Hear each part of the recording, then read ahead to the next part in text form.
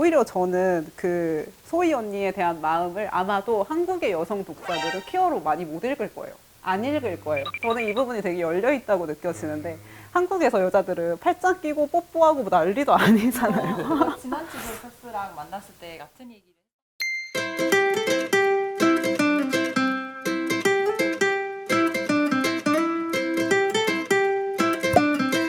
이번에는 소설에 대해서 한번 차례차례 또 이야기를 나눠보도록 하겠습니다. 이주혜 작가의 그 고양이의 이름은 길다 였어요.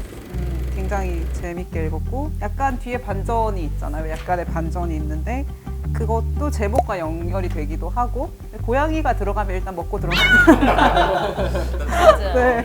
네. 여자가 어떤 회사를 다니는데 그런데 그 사장님에게 뭔가 특별하게 선정돼서 일본 출장을 같이 가게 되는데 화자는 자기가 일본어를 그렇게 잘하는 것도 아니고 이 출장에 왜 함께 가게 되는지 모르고 결국은 20년 동안 같이 가게 되고 출장 가 있는 동안 사장님은 늘 하루만 자유시간으로 남기고 그걸 비밀로 하는 조건으로 돈 봉투도 건네주고 계속 같이 가는 거예요.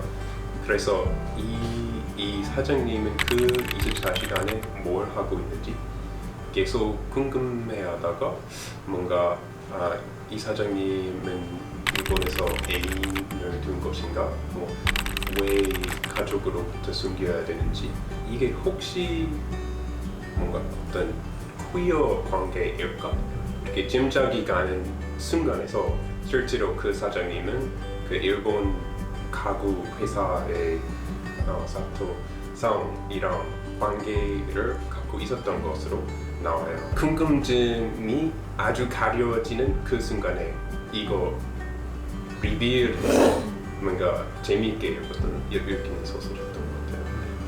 사토상이나 사장과의 관계도 그렇지만 자신도 이제 어떤 퀴어적인 어떤 지향성을 가지고 있는 인물처럼 그려지는데 그런 부분들이 이제 또 몸하고 또 연결이 되니까 그게 되게 매력적으로 읽히고 그 사토상과 특히 사장의 관계를 알고 나서 다시 그 출장 처음 갔던 장면을 다시 읽으니까 너무 재밌더라고요. 이 몸에 대한 묘사가 처녀 장사로 이제 딱 명명이 되잖아요. 170cm에 70kg인 여자.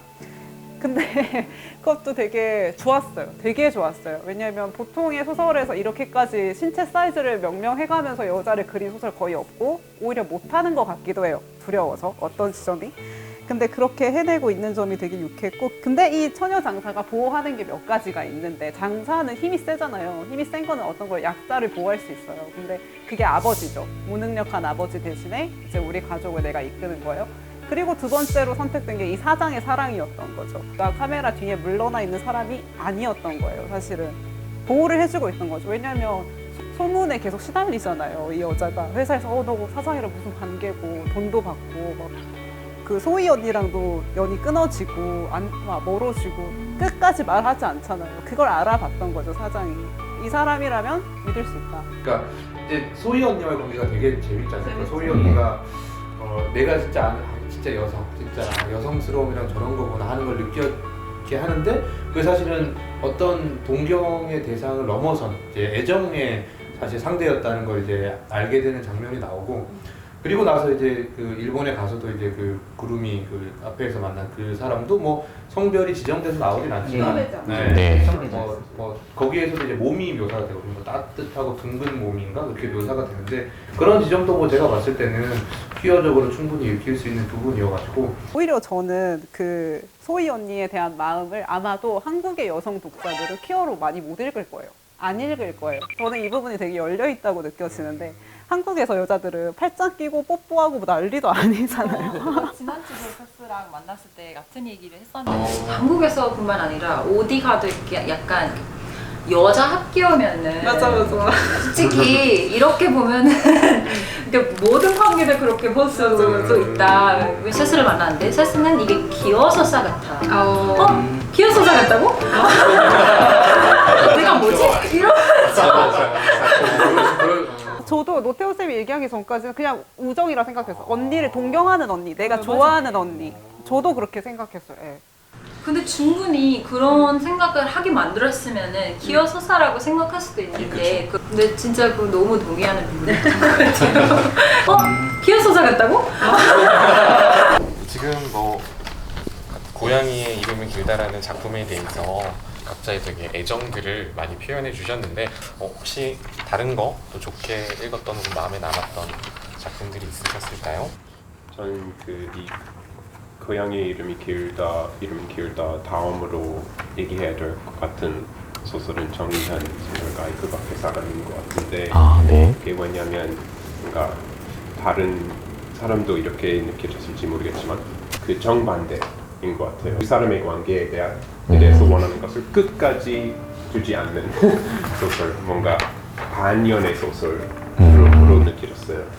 정의연의 소설을 읽으면 항상 한쪽엔 속물성 비판이 자리하고 있고 한쪽으로는 속물성에서 비롯된 죄의식으로부터 내가 도망치지 않겠다라는 의식이 자리하고 있다는 생각을 하는데 이 소설에서도 그런 구도가 어느 정도는 이어졌다고 생각을 하고요. 왜냐하면 그 차 사고 난 트럭 기사를 대하는 혜진이랑 한 명이 누구죠? 은상의 태도가 둘이 이게 다르죠. 한 명은 차를 지키고 싶었던 거라고 자기 실수를 합리화하는 데서 어떤 자기의 속물성을 시인하는 거라고 생각하고 다른 한 명은 자기가 뭐 잘못한 것도 없어요. 하고 있었다는 이유만으로 이렇게 사고 난 건데 비겁하고 싶지 않다. 다른 사람들이 날 이해하지 못할지라도 나는 그거와 정면으로 맞서겠다라는 어떤 죄의식으로부터 도망치지 않겠다라는 의식이 이 소설에서도 좀 드러난 것 같아가지고 흥미롭게 읽혔고요. 말씀하신 표현을 한번 빌리자면 반연애만 하는 것 같아서 소설을 뭐 그런 거 다 떠나서 그냥 마음 아팠어요. 그냥 그런 부분에서. 하지만 그런 걸 떠나서 다시 본다면 정의연 소설의 특징이 그 나름대로의 구도 속에서 잘 드러나 있는 소설이라고 생각했습니다. 여기에서 갑자기 진호가 사라지는 게 저는 좀 그러니까 마지막에 병렬식으로 이렇게 진호 뭐 이렇게 혜진 나오다가 마지막에 이제 그 혜진이 혼자 남아서 시간이 좀 지난 다음에 이제 세탁기 돌리는 장면 같은 걸로 끝나는데 왜 이렇게 끝냈을까? 마지막에 프로포폴 맞고 죽은 사람이 진호 아니었어요? 저도 그런 거 이건 아닌 것 생각했어요. 같은데? 아닌 것 같은데 뭔가 그렇게 읽히지 않았어요. 뭔가 제목이 진짜 좀 기이했던 것 같아요. 그 밖의 사람이 어떤 을 가지고 있는지 제 생각에는 우리가 이렇게 일상적인 게 많이 나오잖아요 여기서. 그러니까 그런 사고가 있는 분들 많았을 텐데 이렇게 사회에. 근데 또 매일매일 살아가야 되고 뭐 내일 회사도 가야 되고 병원도 뭐 출근을 해야 되는데 근데 그 트라우마가 잊혀지지 않은 상태에서 매일 출근을 하고 일을 하고 사람들 만나고 하니까 그 사람들은 이제 일반 분들과 좀 다른 경험이 있기 때문에 그 밖의 사람이 아닌가 그런 생각이 들었어요. 근데 저도 말씀 들은 부분이랑 조금 더 나아가서 비슷하긴 한데요. 그 밖에 사람이니까 남겨진 그 사고로부터 남겨진 사람들이기도 하고 그 드럼 세탁기 부분 되게 계속 반복해서 나오잖아요. 그 드럼 세탁기가 아무도 보지 않는 곳에서 그냥 멍하니 자기 혼자 계속 돌아가는 것처럼 그 혜진하고 이 주인공들도 사실 그냥 애써 일상을 유지하려 하잖아요. 그렇게 잉여로 남겨진 사람들, 그냥 보통 아까 말씀하신 것처럼 그냥 어떤 목적을 가지고 살아가는 사람들이 아니라 그냥 저 구석 한 구석에서 돌아가는 저 텅 빈 드럼 세탁기처럼 그냥 그렇게 구석에 남겨진 그 밖의 사람들 정도로 저는 읽었었던 것 같습니다. 서두에 말씀드렸던 것처럼 기존의 정의연 소설의 특성들을 그냥 잘 나타나 있는다는 데서는 의의가 있겠지만 이 한 편의 소설로만 봤을 때는 그렇게 큰 재미를 좀 솔직히 잘 느끼지 못했어요. 그러니까 기존에 썼던 이 소설 저 소설들이 그냥 이렇게 한 편의 소설로 합쳐져서 나온 것 같다는 느낌을 지우기가 어려워서 좀 아쉬운 소설이라고 말씀드릴 수 있을 것 같습니다. 아까 말씀하신 뭐 좀 구조가 조금 도식적으로 읽힌다?